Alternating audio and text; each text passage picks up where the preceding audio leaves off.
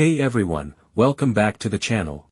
In today's video, I'll show you how to enable quick machine recovery in Windows 11, a powerful feature that helps your PC recover automatically if it ever fails to start. Let's jump right in. First, open the Start menu and click on Settings. In the Settings window, go to the System tab on the left side. Now scroll down and click on Recovery.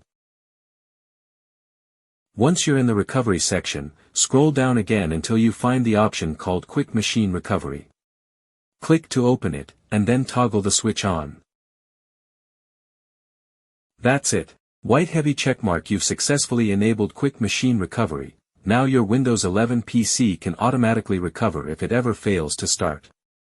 If you found this video helpful, don't forget to like, share, and subscribe for more quick Windows 11 tips and fixes.